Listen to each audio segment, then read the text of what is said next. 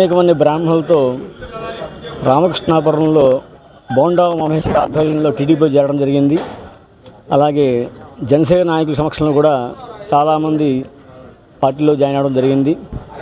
ఈ సందర్భంగా బోండా మహేశ్వర ప్రసంగిస్తూ బ్రాహ్మణులకు అనేక బాధలు ఉన్నాయి కాబట్టి, వాళ్ళు చాలామంది పేదవాళ్ళు ఉన్నారు కాబట్టి వాళ్ళకి అనేక సౌకర్యాలు కల్పించాలని చెప్పి, ఆ సందర్భంగా కర్మల భవనం ఖచ్చితంగా మేము అధికారంలోకి వచ్చాక నేను ఎమ్మెల్యేగా చేస్తానని చెప్పి మాకు మాట ఇచ్చారు ఆయన. ఈ సందర్భంగా చాలా విశేషంగా ఈ కార్యక్రమం జరిగింది.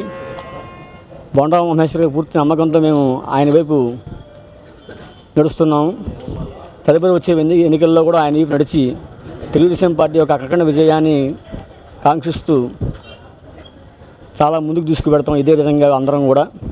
అంటే సార్, ఈ ప్రభుత్వంలో మీకు 10,000 చొప్పున ఆర్థిక సహాయం చేస్తామని చెప్పి మాట్లాడుతున్నారు. అదే బ్రాహ్మణ కార్పొరేషన్ ద్వారా అంతకుముందు 2014-2019 మధ్యలో గరుడ స్కీము, భారతీయ స్కీము, కశ్యప స్కీము ద్వారా అనేక మందికి లబ్ధి చేకూరింది.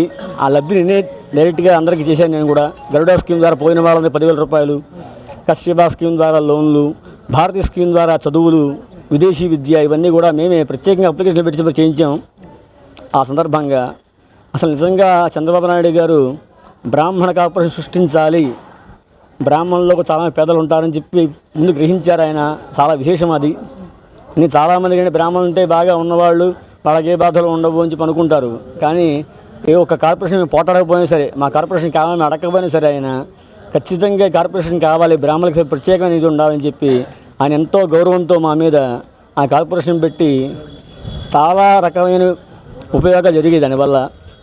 అదే సందర్భంలో మన బోండా ఉమా గారు ఎమ్మెల్యేగా ఉన్నప్పుడు అంతిమయాత్ర భవనం ద్వారా చాలా విశేషం సేవ చేశారు ఆయన. అనుకోకుండా అది కూడా జరిగింది బాగా. అంటే చాలామంది ఏంటంటే ఈ అపరకర్మలు, ఈ పారిశుద్ధ్యాన్ని పెట్టుకోవడం అంటే దూరంగా ఉంటారు చాలామంది అందరూ కూడా. కానీ ఆయన సంశయించకుండా ఇది చాలా ఉపయోగం, చాలామందికి ఉపయోగం ఇది అని ఖచ్చితంగా ఆయన నిర్ణయం తీసుకుని దాన్ని చాలా ముందుకు వెళ్ళారు ఆయన. ఎందుకంటే మీరు రాష్ట్రంలో కానీ దేశంలో కానీ చాలా తక్కువ చోట ఉందేమో అని డౌట్, అసలు లేదేమో అని ఇంకా డౌటు. నేను ముందు కూడా అనుకోవట్లేదు. ఖచ్చితంగా సత్యనాపురంలో ఆ భవనం కట్టడం అనేది చాలా విశేషం జరిగింది.